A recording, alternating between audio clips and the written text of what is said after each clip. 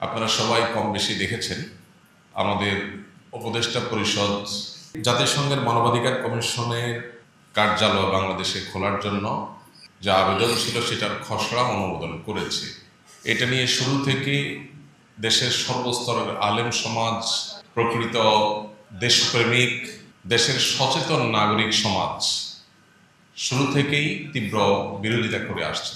এই বিরোধিতার সত্ত্বেও এর খসড়া অনুমোদন করা হলো।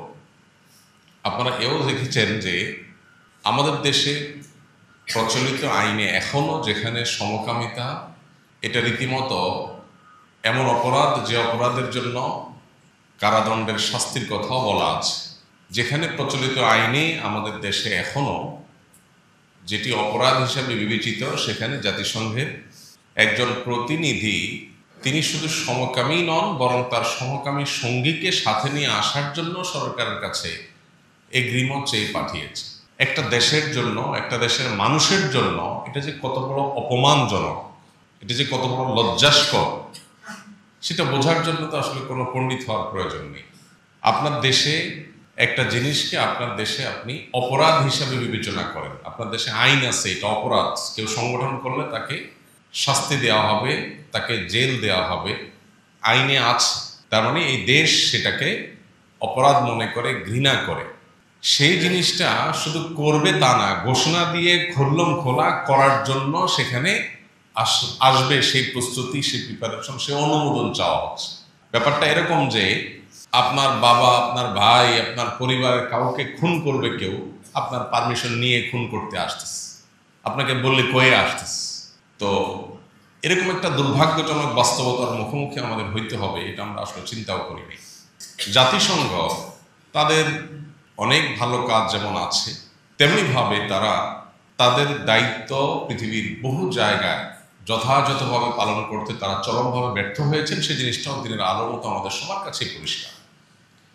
বিশেষ করে জাতিসংঘের মানবাধিকার কমিশন তারা বাংলাদেশে অফিস খুলবেন, এখানে মানবাধিকার নিয়ে কাজ করবেন, এটা নিয়ে শুরু থেকে ওলামায়ে কেরাম কথা বলে আসছেন যে এই জাতীয় অফিস অর্থাৎ মানবাধিকার কমিশনের অফিস জাতিসংঘের মোট সদস্য সংখ্যা দেশের 193টি, জাতিসংঘের 193টি সদস্য রাষ্ট্রের মধ্যে মাত্র 16টি রাষ্ট্রে এরকম অফিস আছে। সে অফিসগুলো কোন কোন দেশে আছে?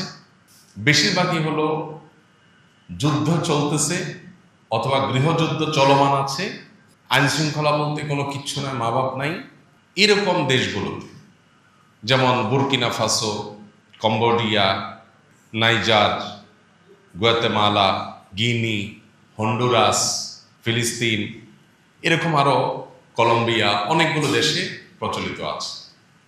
এই সমস্ত দেশগুলোতে তাদের অফিসগুলো আছে। আমাদের এই সাবকন্টিনেন্টে নেপালে একসময় যখন ভয়াবহ অবস্থা ছিল তখন এটা তারা খুলেছিল এবং একটা সময় নেপাল সরকার তাদেরকে চলে যেতে বলেছে, তাদেরকে বের করে দিয়েছে।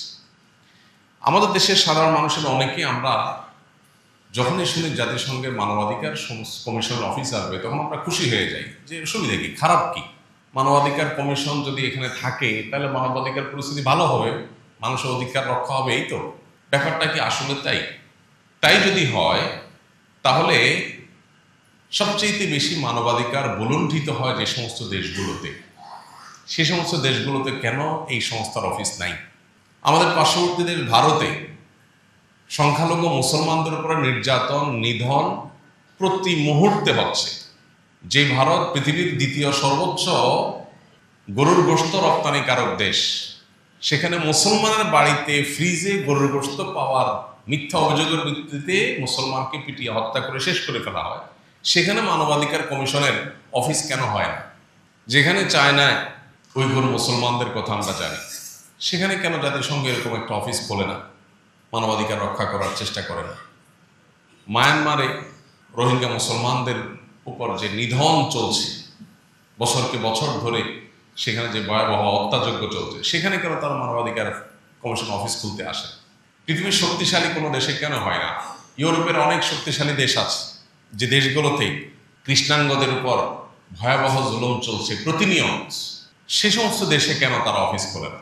যে সমস্ত দেশগুলোতে যুদ্ধ চলছে, যুদ্ধ বিধ্বস্ত, গৃহযুদ্ধ চলমান আছে, এইরকম দেশগুলোর কাতারে তারা আমাদের দেশকে ফেলে এখানে তারা অফিস খুলতে আসছে, আর আমাদের সরকারও সেটা খসড়া অনুমোদন করে। কিভাবে সম্ভব? ইন্টারিম একটা সরকার এই ধরনের ডিসিশন আদৌ নিতে পারে কিনা, এ ধরনের সিদ্ধান্ত নেওয়ার আসলে কোনো সুযোগ আছে কিনা? যে একটা দেশ, এটা একটা সিদ্ধান্তের ব্যাপার। এদেশে যখন মানবাধিকার লঙ্ঘিত হয়েছে, গুম খুন সকাল বিকাল হয়েছে, তখন জাতিসংঘ কোথায় ছিল? তখন তারা কেন অফিস খুলতে আসে নাই? যে সকাল বিকাল মানুষ হাওয়া হয়ে যাচ্ছে, গুম হয়ে যাচ্ছে, হারায় যাচ্ছে, শেষ হয়ে যাচ্ছে, লাশ পাওয়া যাচ্ছে না, নর্দমাতে লাশও পাওয়া যাচ্ছে না, এরকম পরিস্থিতি যখন চলছে, তখন জাতিসংঘের মানবাধিকার কমিশন কেন এদেশে অফিস খোলার জন্য আসে নাই? যখন সে অবস্থার অবনতি হয়েছে, সে অবস্থা যখন পরিবর্তন হয়ে গেছে, এখন তারা এদেশে আসতে চাচ্ছে কেন? এবং তাদেরকেও তড়িঘড়ি করে অনুমোদন দেওয়া হচ্ছে কেন? ওলামা একরামের এত বিরোধিতা সত্ত্বেও কিভাবে এই দুঃসাহস করা হয়? আমরা অনেকে সাধারণ মানুষ আছি, আমার আপনার মতো অনেকে আছি, আমরা যারা জানি না যে এদের আসলে কার্যক্রমটা কি, এরা আসলে কি মানবাধিকার প্রতিষ্ঠা করতে চায়।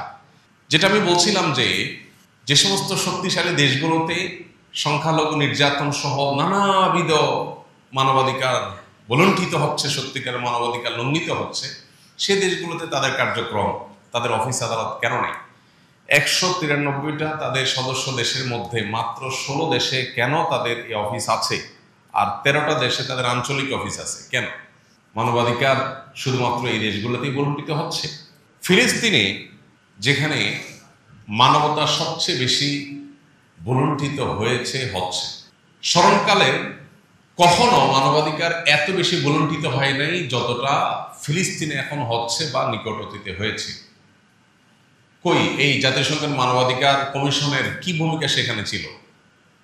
মানুষের বেঁচে থাকার অধিকার তো দূরের কথা, মারা যাওয়ার আগে দুমুঠো ভাত খেয়ে মরার অধিকারটুকু পর্যন্ত তারা সেখানে নিশ্চিত করতে পারে নাই। তারা আসছে আমাদের দেশে মানবাধিকার কমিশন অফিস খুলতে। আপনারা সবাই কম বেশি জেনে থাকবেন সাধারণত এরা কি করে। তাদের কাজ হলো পশ্চিমা মূল্যবোধ বিভিন্ন দেশে দেশে প্রতিষ্ঠা করা মানবাধিকারের নাম দিয়ে। তারা মানবাধিকারের নাম দিয়ে পতিতালয়গুলোকে প্রতিষ্ঠা করার সবচেয়ে বেশি চেষ্টা করে। গতকালকের একটা নিউজ আপনাদের অনেকেরই চোখে পড়েছে। সমাজ কল্যাণ উপদেষ্টা আপনার আমার ট্যাক্সের টাকায় সম্ভবত 2 সহস্র পতিতাকে নগদ অর্থ সহায়তা দিয়ে তাদেরকে সাহায্য করেছে এই কাজ থেকে ফিরে আসার জন্য না। এটা একরকম প্রণোদনা, মানে তুমি যে কাজ করছো ওকে, তোমাকে এটা উপহার বা পুরস্কার দিলাম, অনেকটা এই টাইপের। তাকে পুনর্বাসনের জন্য যদি 2, 5, 10, 20, 50 কোটি টাকা খরচ করা হতো, তাহলে সেটা তো আমাদের দেশের জন্য কল্যাণ বয়ে আনতো, কিন্তু সেটা না হয়ে হয়েছে তার উল্টো। এরকম একটা দুর্ভাগ্যজনক বাস্তবতা আমাদের চলছে যে এনজিও বেসড ইন্টারিম গভর্নমেন্ট, যেহেতু জনগণের কাছে কোনো জবাবদিহিতা নাই, এই গভর্নমেন্টের একটা অংশ এই সুযোগে, যেটা কোনোদিন কোনো রাজনৈতিক সরকার সাহস করবে না, জনগণের কাছে জবাবদিহি করতে হবে, সেই অসাধ্য এবং দুঃসাধ্য এবং দুঃসাহসিক কাজগুলো তারা তলে তলে করে ফেলতেছে। এর ভিতরে এটা হলো একটা কাজ, জাতিসংঘের মানবাধিকার কমিশনের অফিস ওপেন করা। তো আমরা সাধারণ মানুষ হিসাবে আমাদের এই জিনিসগুলো জানা দরকার যে জাতিসংঘের মানবাধিকার কমিশন কি করে। তারা পতিতালয় ওপেন করে, পতিতালয় প্রতিষ্ঠা করে। আমরা কি সে মানবাধিকার চাই? পতিতালয়গুলোকে এস্টাবলিশ করলে কি লাভ হবে? আমাদের যে সমস্ত মেয়েরা হয়তো কোনো কারণে স্বামীর সাথে মনোমালিন্য হয়েছে, ভাই বোনের অমিল হয়েছে, বাবা মার প্রতি অভিমান হয়েছে, ঘর থেকে বের হয়ে ঢাকায় এসেছে, কোনো দালালের খপ্পরে পড়েছে, সে দালাল তাকে বিক্রি করে পতিতালয়ে পাঠিয়ে দিয়েছে। এই দালালদের ব্যবসাগুলো আরো রমরমা হবে। শুধু তাই নয়, নারী অধিকারের নাম দিয়ে আমাদের মেয়েদেরকে রীতিমতো দাসীতে পরিণত করার এই কাজ 16 কলা পরিপূর্ণ হবে। সবচেয়ে ভয়ঙ্কর যে কাজ সেটা হলো প্রচলিত আইনে আমাদের দেশে যেটা অপরাধ, সেই সমকামিতা, সেটাকে শুধু নর্মালাইজ করা না, সেই সমকামিতা এই বিষয়টাকে অধিকারের খোলসে সমাজে প্রতিষ্ঠা করার অপচেষ্টায় তারা লিপ্ত হবে। এই জিনিসটা তাদের খুল্লম খোলা কাজ, গোটা বিশ্বব্যাপী তারা এই ধরনের কাজ করে, ওপেন সিক্রেট, সবাই জানে। অতএব এদেরকে এদেশে ঢোকার সুযোগ, তাদের এই কাজের সুযোগ দেওয়ার মানে হলো সমকামিতাকে ঘরে ঘরে প্রতিষ্ঠিত করা, স্টাবলিশ করা নামান্তর। এমনিতেই আমাদের নৈতিক অবক্ষয় কোথায় গিয়ে পৌঁছেছে দেখেন। গত কয়েকদিন ধরে আপনারা একটা নিউজ দেখছেন যে ইংলিশ মিডিয়ামের একটি মেয়ে তার বাবা মার বিরুদ্ধে আদালতে গিয়েছে। কেন? বাবা মা তাকে শাসন করেছে সেজন্য। পশ্চিমারা চায় আমাদের ছেলে মেয়েদেরকে আমাদের বাবা মারা ধমক না দেখ, তাদের যা খুশি তারা তা করুক। এর ফলশ্রুতিতে পশ্চিমাদের পারিবারিক অবস্থা কোথায় গিয়ে ঠেকেছে সেটা আমরা সবাই কম বেশি জানি। কিন্তু আমাদের দেশটাও ধ্বংসের সে প্রান্তে চলে যাক, সে বন্দোবস্ত, সে ব্যবস্থা তারা যেন করতে যাচ্ছে। এই যখন আমাদের নৈতিক অবক্ষয়ের অবস্থা, সেখানে যখন তথাকথিত মানবাধিকার কমিশন আসবে এবং তাদের কার্যক্রম শুরু করবে, তখন আমাদের এখানে প্রত্যেকটা কাজের ক্ষেত্রেই তারা পশ্চিমা মূল্যবোধকে প্রতিষ্ঠা করে আমাদের ঈমান, আমল, আমাদের চেতনা, আমাদের মূল্যবোধ, আমাদের নৈতিকতা, এগুলোকে ধ্বংস করার তারা নীল নকশা বাস্তবায়ন করবে। বলা হচ্ছে যে 3 বছরের জন্য তারা আসছে, সরকারের তরফ থেকে বলা হচ্ছে 3 বছরের জন্য আসছে। আমাকে একজন উপদেষ্টা বলেছেন যে ভাই 3 বছর তারা থাকবে, থেকে তারা চলে যাবে। এবং তারা আসলে একজন উপদেষ্টা বলেছেন, আরো একাধিক দায়িত্বশীল বলেছেন যে হ্যাঁ ভাই, ওনারা তো আসলে আমাদের লাভ হবে। কি লাভ হবে? লাভ হবে যে সামনে কোনো সরকার যেই যখন আসুক আর জনগণকে গুম খুন করতে পারবে না, কারণ জাতিসংঘের মানবাধিকার কমিশন আছে। আমরা বললাম যে এই যদি হয় বাস্তবতা, তাহলে বিগত আমলে যখন গুম খুন হয়েছে তখন তারা কেন আসেনি? তখন তারা থাকলে যদি আমাদের গুম খুন বন্ধ হয়ে যেত, তো তারা তখন আসুন না কেন? গুম খুন করে শেষ হয়ে গেছে, এখন তারা কেন আসবে? আর তারা আসলেই গুম খুন বন্ধ হয়ে যাবে। তারা যে সমস্ত দেশে আছে, ফিলিস্তিন নিয়েও তো তারা কাজ করে, কই সেখানে কি একটা খুনও কি বন্ধ হয়েছে? তাহলে আমরা কিভাবে বিশ্বাস করবো যে তারা আসলে আমার দেশে গুম খুন বন্ধ হয়ে যাবে? গুম খুন বন্ধ হওয়ার সাথে কি তাদের আসার সম্পর্ক, নাকি আমাদের মন মানসিকতার পরিবর্তনের সম্পর্ক? কোনটার সম্পর্ক বেশি? তো আমার মনে হয় এই বিষয়টাতে আমাদের প্রত্যেকটা মানুষের যার যার অবস্থান থেকে এটার বিরুদ্ধে প্রতিবাদ করা দরকার। আমরা জাতিসংঘের মানবাধিকার কমিশনের এই অফিস বাংলাদেশে খুলতে দেওয়ার মানে হলো আমাদের নিজেদেরকে অপমানিত করা, আমাদেরকে লজ্জায় ফেলা। Cambodia, Burkina Faso, Guatemala, Guinea, Honduras এবং যুদ্ধ বিধ্বস্ত, গৃহযুদ্ধ চলা এই সমস্ত দেশগুলোর কাতারে বাংলাদেশকে নিয়ে যাওয়া। ওই দেশগুলোতে অফিস আছে, আমার দেশে অফিস আছে। কেন অফিস পাকিস্তানে নাই কেন? ভারতে নাই কেন? চায়নাতে নাই কেন? মায়ানমারে নাই কেন? আমার দেশে কেন? আমাদের দেশকে কি তাহলে আমরা আফ্রিকার ওই সমস্ত দেশগুলোর কাতারে নিয়ে দাঁড়া করাতে চাই? যদি না চাই, তাহলে সেটাকে আমরা কিভাবে ওয়েলকাম করি? কিভাবে আমাদের উপদেষ্টা পরিষদ সেটাকে অনুমোদন করে? কারা তাদেরকে সে অনুমতি দিয়েছে? এদেশের জনগণ হিসাবে আমরা কি চাই যে আমরা ওই সমস্ত আফ্রিকার দেশগুলোর কাতারে গিয়ে দাঁড়াতে? কিন্তু আজকে তো সেটাই হচ্ছে। এই জন্য আমাদের প্রত্যেকটা মানুষের যার যার জায়গা থেকে এগুলোর বিরুদ্ধে প্রতিবাদ জানাতে হবে। আমাদের প্রত্যেকটা মানুষের অবস্থানকে পরিষ্কার করতে হবে। আমরা কে না জানি আজকের পৃথিবীতে মানবতা যত জায়গায় ভুলুণ্ঠিত হচ্ছে, কোনো জায়গায় তাদের কোনো কার্যকর কোনো ভূমিকা নেই, কোনো জায়গায় তাদের কোনো কার্যকর ভূমিকা নেই। একজন ফিলিস্তিনির রক্ত প্রবাহ বন্ধ হয় নাই তাদের ভূমিকা। বরং আমরা ইউরোপের মতো শক্তিশালী অঞ্চলের পাওয়ারফুল দেশের, ফ্রান্সের মতো এরকম আরো বিভিন্ন পাওয়ারফুল দেশের মাস্তানির জন্য এই সংস্থার তথাকথিত শান্তি রক্ষা মিশনের নামে আফ্রিকার গরিব দেশগুলোর সম্পদ লুণ্ঠনের কথা আমরা কে না জানি? এদেশের কোন শিক্ষিত সচেতন মানুষ জানেন না যে আফ্রিকার গরিব দেশগুলোর খনিজ সম্পদগুলো লুট করে ধনী দেশগুলো নিয়ে যাচ্ছে? এই সংস্থাটার শান্তি রক্ষা মিশনের নাম দিয়ে বিভিন্ন দেশ থেকে সৈনিকদেরকে নিয়ে পাহারাদারি করে এই গুন্ডামি, এই ডাকাতিগুলো তারা করছে। এটা কে না জানে? তারা এসে আমাদের দেশে কিসে মানবাধিকার প্রতিষ্ঠা করবে? সবচেয়ে বড় কথা হলো তাদের মানবাধিকারের যে সংজ্ঞা, সেটা কি সার্বজনীন? তাদের মানবাধিকারের সংজ্ঞায় কি আমরা বিশ্বাস করি? তারা তো বিশ্বাস করে তাদের মানবাধিকার সংজ্ঞা হতে পারে যে একটা মানুষের সাথে একটা কুকুরেরও বিবাহ হতে পারে। তাই বলে কি আমি সেটা বিশ্বাস করব?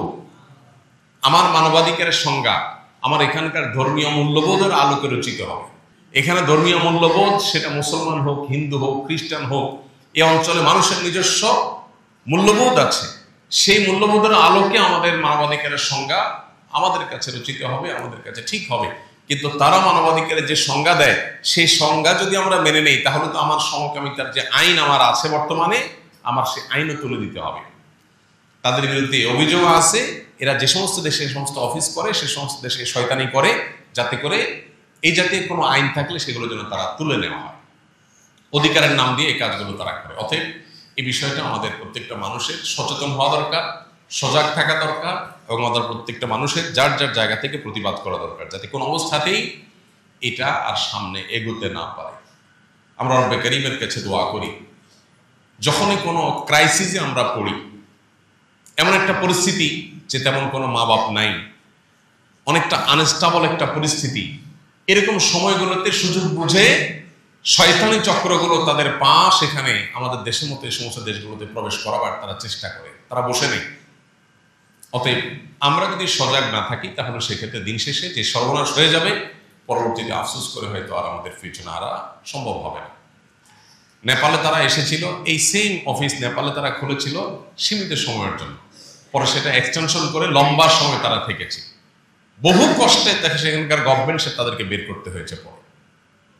অতএব আমাদের দেশে তারা আসলে 3 বছরের কথা বলে আসলে কি 30 বছর আদৌ যাবে কিনা, এবং তারা পাহাড়িদের অধিকারের নাম দিয়ে যদি আমাদের চট্টগ্রামকে দেশ থেকে আলাদা করার চক্রান্ত করে, তাহলে অবাক হওয়ার কোনো কারণ থাকবে না।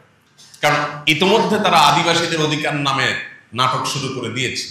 অতএব এগুলো পশ্চিমাদের নতুন কোনো খেলা কিনা যে গোটা বিশ্বকে তারা কনসার্ন করবে, হ্যাঁ বাংলাদেশের এই অঞ্চলে পাহাড়িরা নির্যাতিত, মাজলুম, তাহলে তাদেরকে সাহায্য দরকার। এ সমস্ত আলাপ জড়ে দিয়ে তারা সেখানে নতুন আর একটা রাষ্ট্র গঠন করার যে নীলনকশা বহুদিন থেকে করে আসছে, বাংলাদেশ থেকে বিচ্ছিন্ন করার যে চক্রান্ত চলে আসছে, এই অফিস এনে মানবাধিকারের নাম দিয়ে সেটা বাস্তবায়নের পথে তারা এগিয়ে যাবে কিনা, এটা নিয়ে যথেষ্ট বড় ধরনের শঙ্কা আছে। আমাদের এখানে আমরা সন্দেহাতীতভাবে ইন্টারনাল বহু সমস্যায় ভুগছি। আমাদের যাদের যখন পাওয়ার হাতে আসে, তারা তখনই জনগণের সেবক না হয়ে জুলুম শুরু করে দেয়। এটা আমরা বহুদিন ধরে দেখে আসছি। কিন্তু আমাদের এই সমস্যা সমাধানের জন্য আমাদেরকে লড়াই করতে হবে, সচেতন থাকতে হবে, চেষ্টা করতে হবে, আল্লাহর কাছে দোয়া করতে হবে, নিজেদের চরিত্র বদলাতে হবে, সবই ঠিক আছে। এমনকি বাহিরের সহযোগিতা দরকার হলে সেটাও আমাদের আনতে হবে। তাই বলে এই ধরনের প্রশ্নবিদ্ধ কার্যালয়, যে কার্যালয় তাদের ভূমিকা দিনের আলোর মতো পরিষ্কার, তারা ভালোর চাইতে খারাপ করে বেশি। তারা সাইনবোর্ড লাগায় অধিকারের, ভেতরে করে ষড়যন্ত্রের কাজ। অতএব এদেরকে ডেকে আনা মানে হলো খাল কেটে কুমির নিয়ে আসে। সেই কাজটা কোনো রাজনৈতিক সরকার করার সাহস পাবে না দেখেই এই ইন্টারিম গভর্নমেন্টের ঘাড়ে সাওয়ার হয়ে সেটা এখন একটা আনস্টেবল পরিস্থিতির মধ্যে ঢুকাই দেওয়ার চেষ্টা করা হচ্ছে। সমস্যা হলো এমনিতেই মূল্যবোধ শেষ, এমনিতে আমাদের নীতিনৈতিকতা শেষ, এমনিতে তরুণ প্রজন্ম ধ্বংসের দ্বারপ্রান্তে চলে গেছে। সেখানে যদি পশ্চিমা মূল্যবোধকে অফিসিয়ালি প্রতিষ্ঠা করার চেষ্টা করা হয়, কোথায় যেতে পারে আমাদের অবস্থা, সেটা বলার অপেক্ষা রাখে না। আল্লাহ রাব্বুল আলামিন সকল শকুনের থাবা থেকে, নজর থেকে আমাদের প্রিয় স্বদেশকে হেফাজত করুন। ছোট্ট একটা দেশ আমাদের, এটাকে নিয়ে কত ষড়যন্ত্র, এত মানুষ, বসবাস করবার মতো জায়গা নেই, পর্যাপ্ত আমাদের খাদ্য উৎপাদন করার মতো ফসলের মাঠ নেই। এরপরে একের পর এক প্রাকৃতিক দুর্যোগ, একটা বন্যা মোকাবেলা করতে না করতেই আরেকটা বন্যা এসে হাজির হয়ে যায়। এলাকাকে এলাকা, শত শত হাজার হাজার একর জমি, ফসলের মাঠ পানির নিচে তলিয়ে যায়। এমনিতেই আমাদেরকে হাজারটা সংকট মোকাবেলা করতে হয়। এরপর আবার একের পর এক শকুনের থাবা। কেন শকুনের থাবা আমরা সবাই জানি। ভৌগোলিকভাবে আমাদের এই দেশটি এত গুরুত্বপূর্ণ জায়গায় অবস্থিত যে এই অঞ্চলে খবরদারি করতে চায় পৃথিবীর পরাশক্তি দেশগুলো সবগুলো। অতএব এই যে শকুনের কুনজর, শকুনের বদনজর, শকুনের যে থাবা, এটা থেকে আল্লাহ রাব্বুল আলামিন আমাদের এই প্রিয় মাতৃভূমিকে হেফাজতে রাখুন। সকল শয়তানের শয়তানি থেকে, সকল ষড়যন্ত্র থেকে আল্লাহ তাআলা আমাদেরকে রক্ষা পাওয়ার তৌফিক দান করুন। আমরা একটা কথা খুব পরিষ্কার করে বলতে চাই, সেটা হলো জুলাই আন্দোলনে এদেশের ধর্মপ্রাণ মানুষের যে অবদান ছিল, সেই অবদান এটাকে ন্যূনতম কোনো মূল্য শুরু থেকে এখনো পর্যন্ত দেওয়া হয়নি। মাদ্রাসার ছাত্র বলুন আর কলেজ ইউনিভার্সিটি স্টুডেন্ট বলুন, আমরা দেখেছি আন্দোলন চলাকালীন কিভাবে রাস্তার মধ্যে শত সহস্র ছেলেরা জামাতের সাথে দাঁড়িয়ে নামাজ আদায় করেছে, কিভাবে আল্লাহর কাছে চোখের পানি ফেলে কান্নাকাটি করেছে। সেই ধর্মপ্রাণ মানুষের মূল্যবোধ যে আবু সাইদ সারা জীবন তার সোশ্যাল মিডিয়াতে দ্বীনের পক্ষে, ইমানের পক্ষে, ইসলামের পক্ষে কলম ধরে গেছে, তার রক্তের প্রতি কি শ্রদ্ধাটা দেখানো হয়েছে। উপদেষ্টা পরিষদে এমন কিছু লোকজন আছে যাদের জুলাই আন্দোলনে চুল পরিমাণ কোনো ভূমিকা নেই, একটা চুলের কোনো ভূমিকাও তাদের নেই। তারা এসেই পশ্চিমাদের এজেন্ডা বাস্তবায়নে নেমে গেছে। এই সমাজ কল্যাণ উপদেষ্টা যিনি পতিতাদেরকে এই সদ্যই দেশের আপনার আমার ট্যাক্সের টাকা থেকে কোটি কোটি টাকা দিয়ে তাদেরকে প্রণোদনা দিয়ে তাদের এই কাজে একরকম উৎসাহ যোগাচ্ছেন, এবং নারী সংস্কার কমিশনের নামে সরকারের সবচেয়ে বিতর্কিত কাজটা যে লোকটা করাইছেন, এই লোকটাই এই মানবাধিকার কমিশনকে দেশে আনার জন্য সবচেয়ে বেশি মরিয়া হয়ে আছে। কেন? কাদের স্বার্থ রক্ষা করার জন্য? এই বিদেশি চরগুলো আমাদের দেশটাকে বিক্রি করে যার যখন সুযোগ পাইছে সে তখন আমাদেরকে গোলাম এবং দাস বানা রাখার চেষ্টা করেছে। আমাদের মুশকিল হলো আমরা সচেতন হতে চাই না, আমরা এগুলো জানতেও চাই না, বুঝতেও চাই না। সর্বনাশ হয়ে যায়, এরপর আমরা আফসোস করি, হালতাস করি। তো আর কিছু না পারি, জুমার দিন আল্লাহর কাছে আমরা দোয়া পেশ করি, আল্লাহ আমাদের ক্ষতি হয়, আমাদের ধ্বংস হতে পারে, আমাদের বিরুদ্ধে ষড়যন্ত্র করার কোনো জাল বোনা হতে পারে, এমন সব চক্রান্তগুলোকে আপনি নস্যাৎ করে দিন। আপনি আমাদেরকে হেফাজত করুন। আমাদের বহু ক্ষতি পর্যন্ত হয়েছে। কেউ টাকা পয়সা লুট করে বিদেশে পাঠিয়ে দিয়ে ক্ষতি করেছে, কেউ আমাদের কোনো স্বার্থকে বিদেশিদের স্বার্থের কাছে বিক্রি করে দিয়ে বিকিয়ে দিয়ে লুট করেছে, কেউ আমাদের ইমান আমলের উপরে হামলা করেছে, আমাদের মূল্যবোধকে ধ্বংস করেছে, কেউ হয়তো এনজিওদের স্বার্থ রক্ষা করার জন্য কাজ করেছে। কিন্তু দিন শেষে আমাদের যে ধ্বংসের দ্বার প্রান্তে যারা নিয়ে যাচ্ছে তাদের করাল থাবা থেকে বাঁচার জন্য আমাদের সচেতন হওয়ার পাশাপাশি আল্লাহ তাআলার কাছে মনে প্রাণে দোয়া করতে হবে। আল্লাহ তাআলা আমাদেরকে সেই তৌফিক দান করুন। আরেকটা গুরুত্বপূর্ণ ইস্যু, সেটা হলো অতি সম্প্রতি আমরা দেখেছি এসএসসি এবং সমমানের পরীক্ষার ফলাফল প্রকাশ হয়েছে। ফলাফল প্রকাশ হওয়ার পর প্রতি বছরই দুটি চিত্র আমাদের সামনে খুব কমনলি আমরা দেখতে পাই, আমাদের সামনে ফুটে ওঠে। তার একটা হলো যারা পরীক্ষায় ভালো ফলাফল করেন তাদের এবং তাদের অভিভাবকদের উচ্ছ্বাস, আনন্দ, এটা মিডিয়াগুলোর মাধ্যমে মারফতে আমাদের সামনে ফুটে ওঠে এমনভাবে যেন তাদের হাতে জান্নাতুল ফেরদাউসের সার্টিফিকেট উঠে গেছে। কোন একটা মিডিয়াতে দেখছিলাম, সোশ্যাল মিডিয়াতে কোন একটা মিডিয়ার ফুটেজ দেখছিলাম যে মেয়ে ভালো রেজাল্ট করেছে সেজন্য মা ডান্স করছেন খুশিতে। ছেলে মেয়েদের তাদের মধ্যে আনন্দ হবে, বাচ্চা ছেলে মেয়ে তাদের মধ্যে খুশি হবে স্বাভাবিক, কিন্তু এই খুশিটা অতিমাত্রায় হওয়া, বাবা মার অতিমাত্রায় খুশি হওয়াটা, এটা সমাজের কোনো ভালো কিছুর আলামত নাকি বড় কোনো রোগের সিমটম? এসএসসি পরীক্ষায় ভালো ফলাফল করলো, মা বাবা খুশি হবেন স্বাভাবিক, কিন্তু খুশি যখন অতিমাত্রায় হন, সীমা যখন ছাড়িয়ে যায়, তখন সেটা প্রমাণ করে যে আমরা আমাদের বস্তুগত জীবনটাকে এত বড় করে দেখেছি যে আমার সন্তান তার ক্যারিয়ারকে ভালো একটা জায়গায় নিয়ে যাওয়ার জন্য ভালো একটা অ্যাচিভ করতে পেরেছে, আমি এত বেশি দুনিয়াদার হয়ে গেছি, এত বেশি বস্তুবাদী হয়ে গেছি, আমি আনন্দে পাগল করা হয়ে গেছি, যেন তার সাফল্যের সব সিঁড়িগুলো পার করা হয়ে গেছে। এটা যেমন একটা চিত্র, আবার এর বিপরীতে আরেকটা চিত্র দেখা যায় যে কারণ এসএসসি বা এইচএসসি এই জাতীয় পরীক্ষাগুলোতে রেজাল্ট খারাপ হয়েছে, মন খারাপ হয়ে আত্মহননের পথে পা বাড়িয়েছে। মা বাবার অতি বকাঝকা সহ্য করতে না পেরে সন্তান দেখা গেছে আত্মহত্যার দিকে চলে গেছে। এরকম চিত্র আমরা দেখতে পাই। অথচ এসএসসি এইচএসসি পরীক্ষা ভালো ফলাফল না করলে জীবন সব শেষ, এর ব্যাপারটা কি এরকম? আমরা সেদিন দেখছিলাম কোন একজন গবেষক, তিনি বলছিলেন যে পৃথিবীর কোনো দেশ, বাংলাদেশ ছাড়া পৃথিবীর কোনো দেশ এরকম নাই যেই দেশে এসএসসি এইচএসসি পরীক্ষার ফলাফল প্রকাশের পর এইরকম উল্লাস, এরকম উন্মাদনা, এরকম ফুর্তি হয়। এটা এমন কোনো বিষয় না যেটা নিয়ে এত খুশি হওয়ার মতো। সারা দেশে, সারা পৃথিবীতে বিভিন্ন দেশে এগুলোর ফলাফল প্রকাশ হয়, যাদের ভালো হয় তারা খুশি হয়, যাদের খারাপ হয় তারা হয়তো কারেকশনের চেষ্টা করে। কিন্তু আমাদের মতো এত উন্মাদনা কোনো দেশে নাই যে এত বেশি খুশি হওয়া, আবার খারাপ হলে এত বেশি বেদনাহত হওয়া। বিষয়গুলো কি এরকম? একজন মুসলমান হিসাবে তো আমাদের চিন্তা করা দরকার, এসএসসি, এইচএসসি বা অন্য কোনো পরীক্ষায় খারাপ করার পরও আমার জীবনে অনেক ভালো কোনো জায়গায় আমি যেতে পারি। সম্ভাবনা আছে না নাই? আবার পরীক্ষায় অনেক ভালো করার পরও আমার জীবনে চরম খারাপ অবস্থা আসতে পারে। এই জিনিসটা তো কোনো কাল্পনিক বিষয় না। আমাদের সমাজে আমরা ডানে বামে তাকালে দেখবো অহরহ, তাই না? দেখা গেছে জিপিএ 5 পাস করেছে, সে হয়েছে ইঞ্জিনিয়ার, আর যে ফেল করেছে সে হয়েছে কোম্পানির মালিকের অধীনে ইঞ্জিনিয়ার। তাহলে ক্যারিয়ারের সামনে কোথায় কি দাঁড়াবে, আমার পরিণতি শেষে কি থামবে, সেটা তো একমাত্র আল্লাহ তাআলা ভালো জানেন। বিধায় এটা নিয়ে একজন ঈমানদার এত অতি উচ্ছ্বসিত হওয়া বা অতি ব্যথিত হওয়া, এর কোনটাই আমাদের ঈমানের সাথে, আমাদের বিশ্বাসের সাথে বা বাস্তবতার সাথে যায় না। মূলত আমাদের সবাই আমরা এত বেশি বস্তুবাদী হয়ে গেছি যে নিজেরা তো টাকা পয়সা মেশিন আসি, আমার ছেলে মেয়েকেও টাকা পয়সা মেশিন বানানোর জন্য আমরা পাগল করা এবং মরিয়া। এই জন্য সে যদি ভালো ফলাফল করে তো চিন্তা করি যে যাক, টাকার মেশিন হওয়ার পথে সে এক ধাপ এগিয়ে গেল, এই জন্য আমরা খুশি হয়ে যাই। আমার সন্তানটা A+ পেল কিনা সেটার জন্য আমাদের যতটা চিন্তা আছে, সে মানুষ হিসাবে A+ পাচ্ছে কিনা সেটা নিয়ে আমাদের তার ধারে কাছেও চিন্তা নাই।